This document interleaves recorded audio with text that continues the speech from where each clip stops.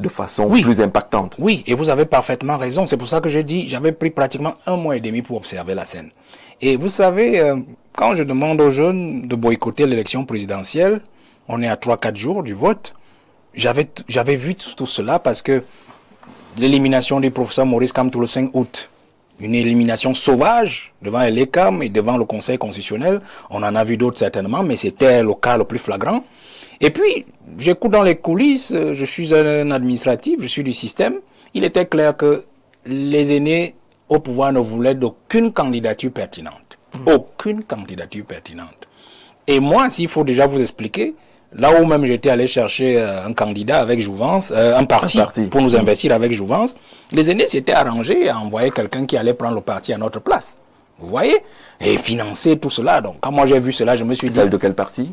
Non, on ne va pas revenir à ça, puisque vous allez... Ça du FDC? Je connais la question qui va suivre, c'était combien, ainsi de suite. Non, ce que nous avons fait... du FDC.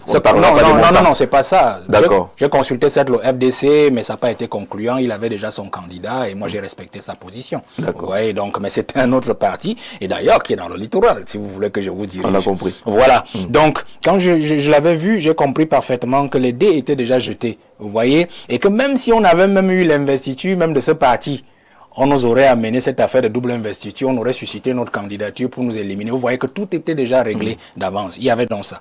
Il y avait aussi un autre fait, c'est que... C'est pour dire globalement qu'on est allé à cette élection-là avec des mécanismes qui étaient déjà rodés. Déjà rodés pour qu'il n'y ait pas un candidat pertinent de l'opposition. Oui. De l'opposition. Et donc, sur la candidature jeune, et surtout celle dont vous parlez, j'avais aussi fait mes analyses. Vous savez, j'ai écouté beaucoup. Et je me suis dit, les aînés ont fait une équation simple. Les gars se sont dit... Si Valère, Bertrand, Bressal et Jouvence disent jeunesse, jeunesse, jeunesse, ils savent que moi, je suis pratiquement actuellement incorruptible, je suis impliable, donc c'est très compliqué. Donc ils ne peuvent pas vraiment me plier à leur logique pour aller jouer le jeu. Par exemple, comme en 2018. Ils avaient fait leur équation simple. Il fallait trouver quelqu'un, justement, que je pouvais soutenir. Et d'ailleurs, je déclarais déjà qu'il y avait un candidat le plus avancé et que le moment venu, je le soutiendrais, notablement. Donc ils avaient fait leur équation. Alors ils étaient donc obligés de reprendre le même candidat, sachant que le moment venu, je viendrai l'appuyer. Donc, s'ils ont ce candidat, ils m'ont forcément, puisque je viendrai lui donner mon appui. Alors, ayant vu ce traquenage, j'ai dit non. Moi, je préfère laisser chacun... Vous lancez donc l'appel au boycott. Il y avait donc il y avait ça, c'est le deuxième élément. Oui. Le troisième élément, c'est l'élément de coalition ou de candidat consensuel de la jeunesse. Moi, je n'étais pas candidat. Je n'étais donc pas habilité ou je n'avais pas les coudées franches pour inviter les autres pour leur dire mettez-vous ensemble. Ça aurait été vu autrement. Mais je m'attendais quand même aussi que les candidats les plus anciens sur la scène de l'opposition, c'est-à-dire les candidats jeunes qui étaient en lice, puissent prendre les devants et se rapprocher et de dire qu'est-ce qu'on fait? Lequel de nous quatre, puisqu'ils étaient quatre, va traverser la ligne? Personne ne s'est rapproché. Deuxième élément. Troisième élément. Quatrième élément, bon, je m'attendais quand même aussi que, bon, vous savez, on est en Afrique. Je ne vais pas aller vers un candidat, il va peut-être croire que, bon, peut-être que je m'attendais à ce que quelqu'un se rapproche de moi et me dise, bon voilà, monsieur Guy de Jouvence, voilà, je voudrais que vous soyez avec moi. Personne ne m'a sollicité. Vous voyez, ni moi, ni mon appareil, ni par personne interposée. Je me suis dit, vraiment, ils n'ont pas besoin de moi. Vous voyez, je suis... Alors ça relève de quoi tout cela? Une mauvaise analyse de la scène politique par les candidats ou un manque d'éducation à la politique pour les candidats? Moi, je ne pense pas que ce soit une mauvaise analyse, ni un manque d'éducation. Vous savez, c'est quand même des intellectuels qui sont à la tête de ces partis qui étaient... et moi, je ne crois pas ça. Je crois qu'il y avait davantage de mauvaise foi, un peu d'égoïsme et aussi un peu d'égocentrisme aussi. Un peu d'égocentrisme parce que tout le monde pensait que c'est mon tour, je peux être président. Vous voyez? Parce que le président Biya nous a montré ces 7 dernières années, il a jeté le pouvoir dans la rue en fait. C'est-à-dire à travers son retrait, tout le monde s'est mis dans l'idée qu'il suffit seulement d'un peu d'effort et je peux moi aussi être président de la République. Vous voyez, le professeur Maurice Kamto, il faisait déjà le travail à son niveau et puis d'autres se disaient si ce n'est lui, il est éliminé. Et les gens avaient fait des équations. S'il est éliminé, c'est moi qui suis le prochain candidat proéminent de l'opposition. Je peux m'avancer et puis tout le monde sera obligé d'être derrière moi, faute d'autres candidats pertinents. Vous voyez, donc les gens avaient fait leurs équations. Il y en avait qui étaient les nouveaux, on parlait des jeunes, hein, qui étaient les nouveaux, ils se disaient, bon, je voyais d'autres écrivaient que c'est dont la prophétie que Oumniobé parlait, un jeune qui sort du ventre de la vie, on avait un Sanja et tout ça. Donc vous voyez, c'était incroyable. C'était incroyable. Donc je me suis dit, dans cette atmosphère, il vaut mieux les laisser venir vers moi s'ils pensent que je peux leur apporter quelque chose et ne pas forcer pour aller vers eux, pour ne pas leur donner des idées contre nature. Et personne n'est venu. Personne n'est venu vers moi, mais je dois aussi avouer quand même, je dois avouer que le candidat Iodi, il m'avait approché deux fois. Bon, il n'a pas eu le temps matériel, parce que je crois qu'à chaque fois il s'est excusé, il n'a pas eu le temps matériel lorsqu'il venait à Yaoundé de me rencontrer, donc il faut le dire honnêtement. J'avais été aussi en contact avec le candidat Matomba, bon après, on ne s'est plus vraiment saisi, et bon, j'ai laissé tomber, voilà. D'accord, on a donc ces résultats, avec Paul Biya déclaré vainqueur, 53,66%, Issa Thiro Bakary, deuxième à cette course au fauteuil présidentiel avec plus de 35%. Le troisième vient un peu plus bas, Cabral Libye. Lorsque vous analysez ces résultats, le président Biya gagne. Pourquoi Issa Thiro est deuxième? Pourquoi? Non, c'est facilement compréhensible. On n'a pas besoin d'être un politologue ou un intellectuel de haut vol pour comprendre. Comme je l'ai dit, le président a laissé le pouvoir à la rue. Et il a négligé son pouvoir, il s'est retiré, il a laissé tout le monde faire ce qu'il veut dans son gouvernement. Et le peuple en a pris des têtes en termes de colère. Et donc, c'est dit, c'est le moment venu de le sanctionner. S'il ne fait rien pour changer les choses, et effectivement, il est resté sans rien faire. Vous voyez? Et à dessein, peut-être, on pourra en parler peut-être dans la suite. Mais le fond de l'affaire, c'est que l'élection du 12 octobre a été un moyen pour le peuple d'envoyer un message clair au président. Sous quelle forme? C'est-à-dire, le premier message du peuple, c'était de dire faites attention, monsieur le président, nous ne sommes plus avec vous. Nous ne sommes plus avec vous.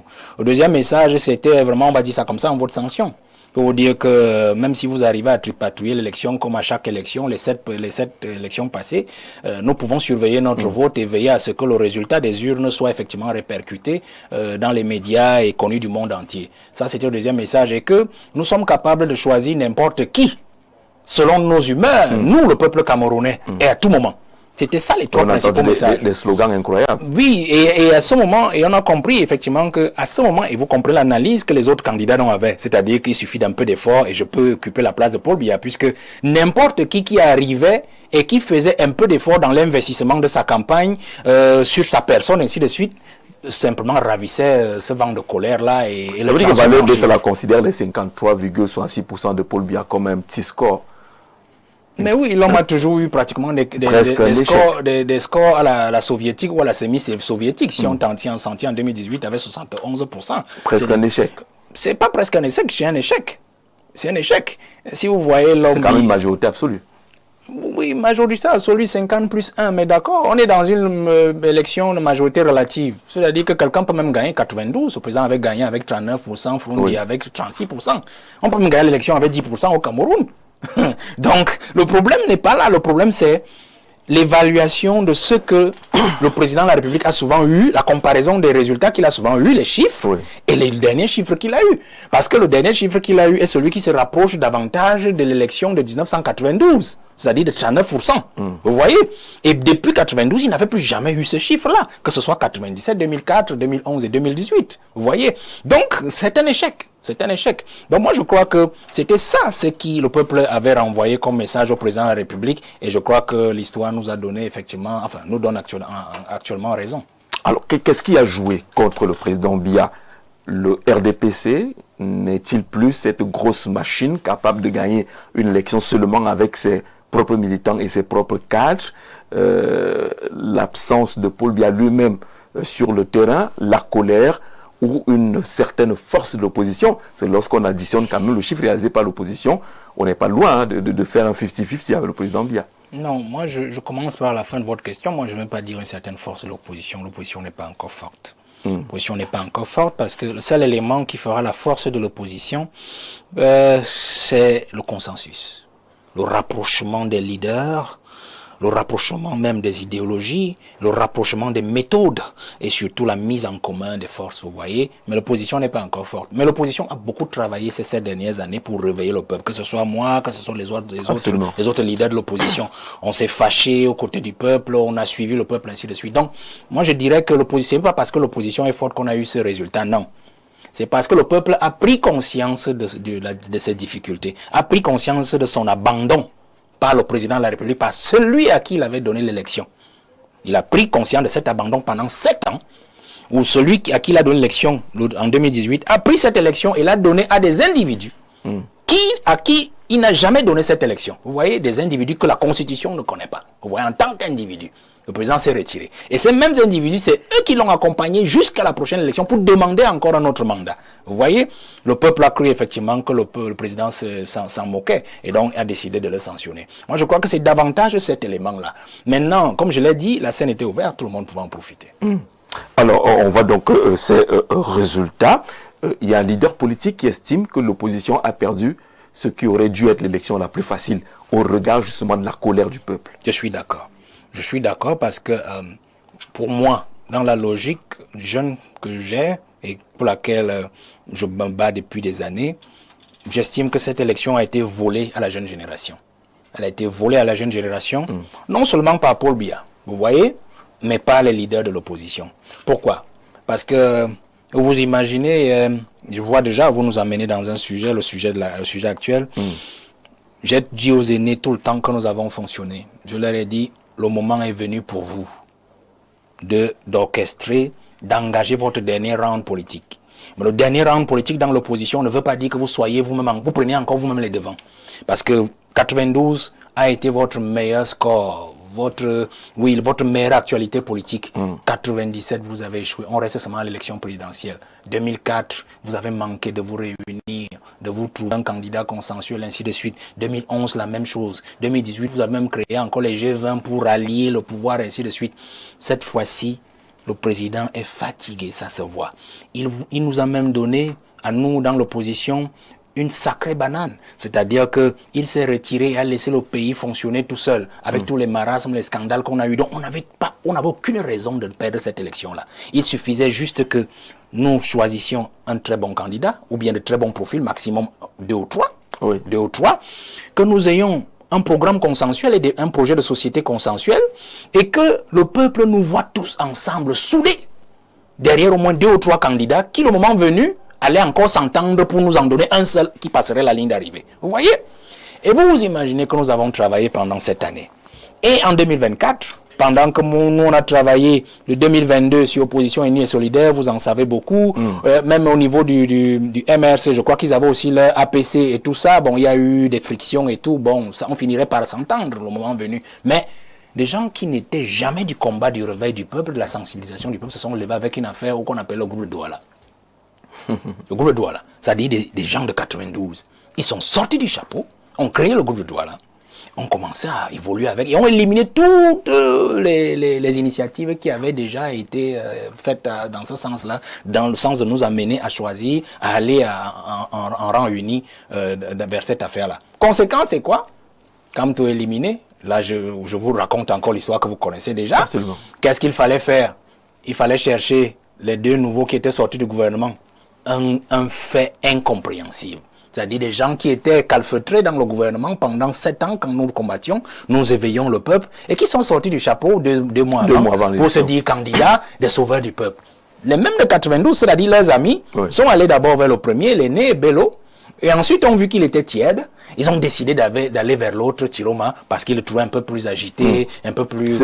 C'est même de 92, c'est Anissé Kane, c'est Ndjo Kamcham. Oui, vous mettez les noms à cela pour qu'on se comprenne. Absolument. Et moi, je leur ai dit, pour ceux qui m'ont approché, je leur ai dit, vraiment, je ne peux pas faire ça.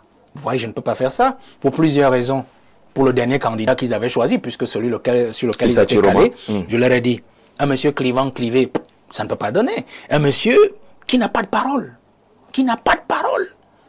Qu'est-ce qui nous prouve que, avec la langue qu'il a retournée à chaque fois depuis longtemps, il ne va pas retourner cette même langue-là encore le moment venu, peut-être si on s'engage derrière lui et nous abandonner au carrefour. Je crois peut-être qu'on ira plus au fond de ce sujet-là et on comprendra davantage ce qui s'est passé. Vous voyez?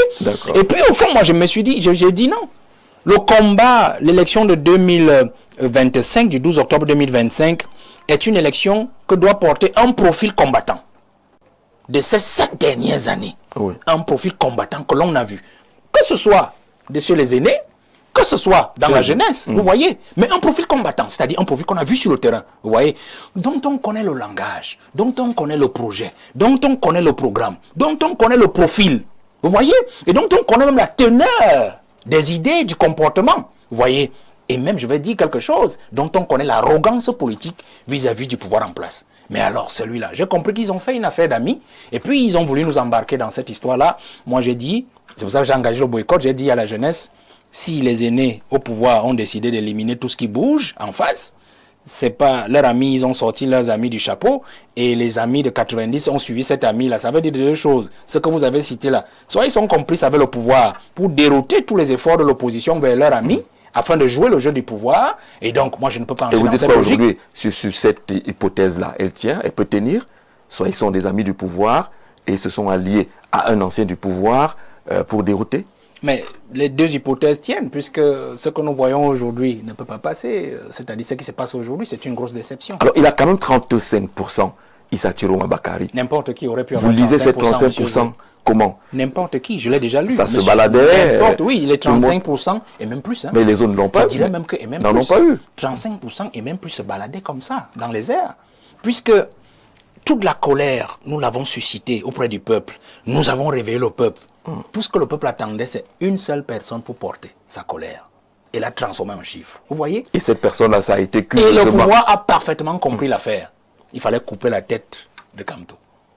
Il fallait couper sa tête. Une fois, d'ailleurs, je crois que le président, dit-on, c'est un adepte de Machiavel. Machiavel dit clairement que couper la tête du berger et vous aurez la masse du troupeau. C'est tout, vous disperserez le troupeau. Couper la tête du leader et les masses seront dispersées, aussi simple que ça. Pour cette élection qui était annoncée comme facile pour l'opposition, si Kamto avait été là, l'opposition aurait gagné. On aurait fait même meilleur score que 35. Meilleur score que 35. Mais la preuve, c'est que si le pouvoir pensait le contraire, pourquoi avoir éliminé le candidat du Manidem, qui était Maurice Kamto? Vous voyez? Parce qu'ils étaient sûrs que les 35% et plus, je dis bien, se baladaient. Et je veux même dire que ce candidat a eu 35% parce que son profil était clivant. Si on avait eu un candidat au profil vraiment accepté par le peuple, ce n'est plus de ça que nous parlerons maintenant. Ça veut dire que vous ne considérez pas Issa Chiroma comme un opposant? Ah non. Non. Ah non. Pourtant, on a vu qu'il lance des appels, il les mobilise. Ah non.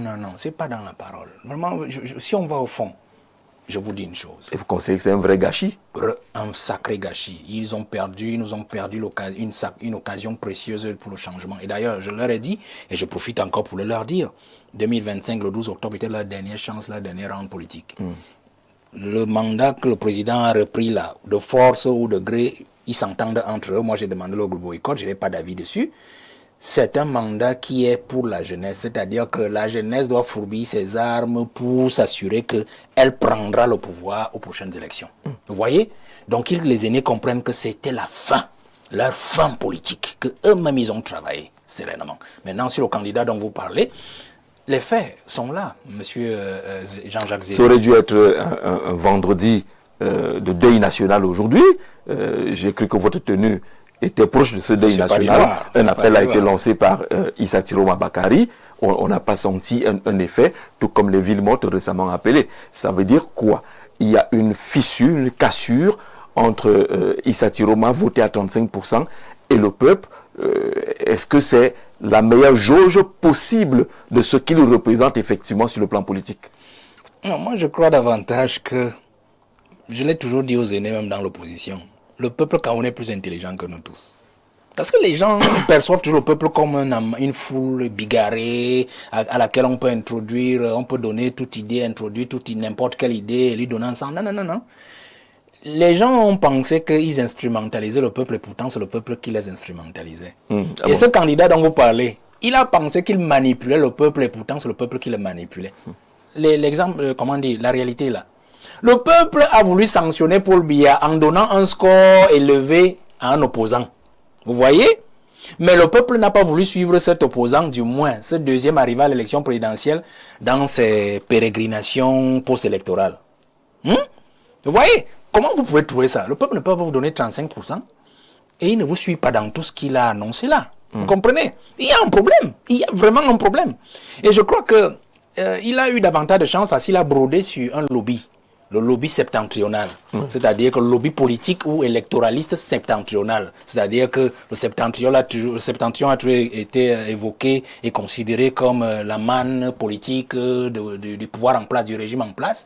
Et lui, fils de là, il s'est dit, si je pars du septentrion, je suis d'abord un fils de là, je brode, j'arrive à prendre ou à capter un électorat de ce côté, je peux le compléter avec les 7 autres régions. C'était son équation simple, vous voyez.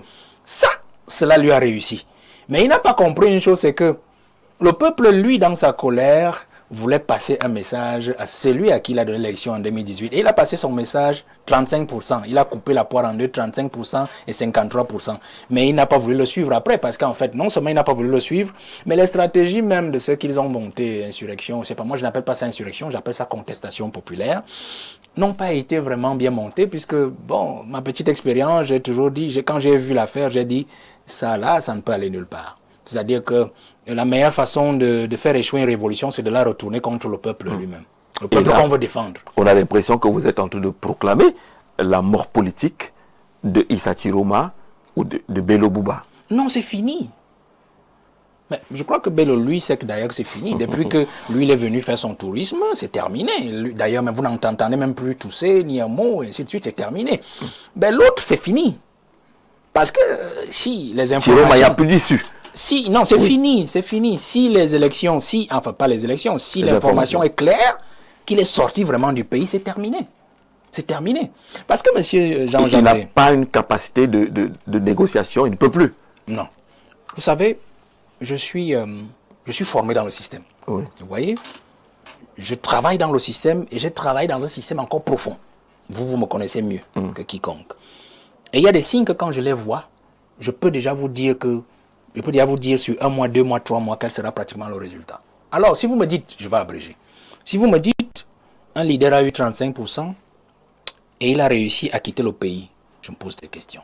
Première question, comment il a fait? Parce que Chiroma, ce n'est pas une aiguille qu'on va introduire dans une botte de foin. Chiroma est comme ce chameau qui ne peut pas passer inaperçu quelque part. Absolument. Et puis avec ce qu'il avait commencé comme bataille, contestation politique, tous les feux étaient braqués sur lui. Oui. Alors les services de renseignement, les services d'intelligence que je connais mieux, il est difficile d'échapper à ces services. Surtout dans ce genre de période. Ça veut dire que si Chiroma est sorti du pays, c'est avec la complicité. Ça veut dire que les services d'intelligence ont été débranchés de sa position. J'appelle ça débranché parce que les services de renseignement ne négocient pas avec lui. Les services sont là pour le surveiller, veiller à ce qu'il soit toujours dans sa résidence à Garoua, qu'il n'en sorte pas. Et que s'il doit en sortir, il faut que des ordres viennent de plus haut. Absolument. Vous comprenez? Donc les services d'intelligence ont été débranchés, déconnectés de ce monsieur, et on lui a permis tranquillement de sortir. Donc si on vous a permis de sortir, ça veut dire que vous avez été aidé. Les gens ont entendu des choses, on me dit, oh, les Nigérians sont venus au Cameroun, les soldats, il y a une faction de soldats qui lui sont acquis, qui l'ont accompagné. Tout ça, c'est un langage qui a été construit pour ne pas dire au Cameroun, en fait, que le mec était en train d'abandonner la révolution. Non. Vous ne pouvez pas avoir 35% et quitter le pays. Pour aller où? Pour aller où?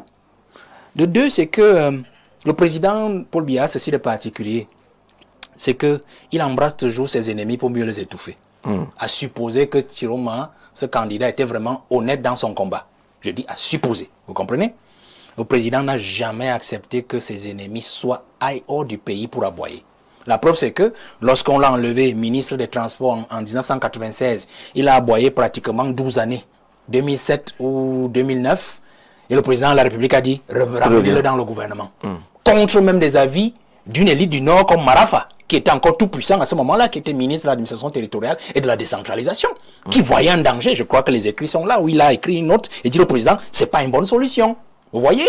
De trois, c'est que c'est un ancien, on va dire ça comme ça, entre guillemets, impliqué dans le putsch de 84.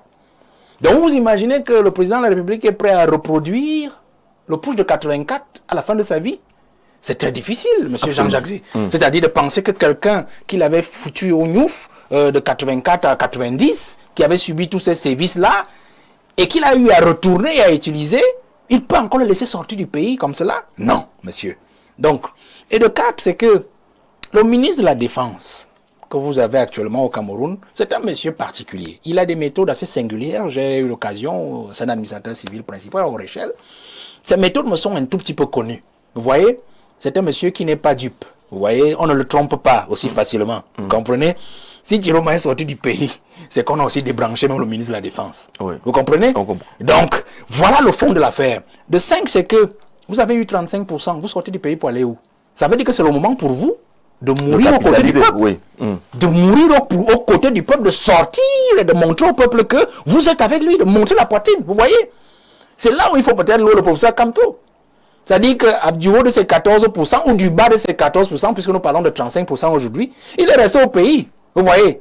On est allé l'attraper, là on l'a attrapé, on l'a amené à Kondengui, il en est sorti. Bon, moi je ne m'occupe pas des histoires d'après, mais de toutes les façons, il est resté là. Il a mené le combat, vous comprenez? Mais lui, il s'en va où?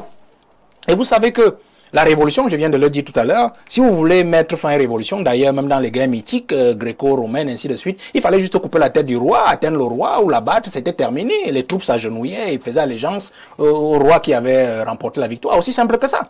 Alors quand vous partez, vous allez où? Vous laissez les populations. Alors vous croyez que à ce niveau-là, on peut analyser l'affaire comment? Prenons un autre indice.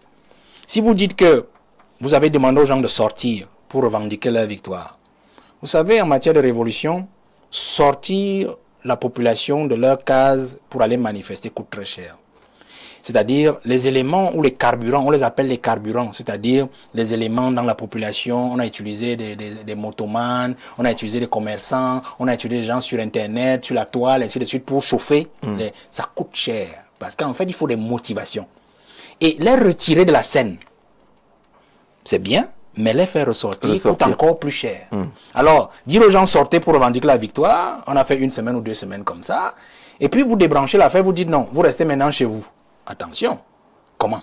On reste chez nous comment? Quand on a commencé, on doit aller jusqu'au bout. Et quand vous leur demandez de rester à la maison, vous leur dites ville morte de lundi à mercredi, et curieusement, c'est la veille du 6 novembre où le président, lui, doit sortir pour aller récupérer encore son écharpe de grand cordon.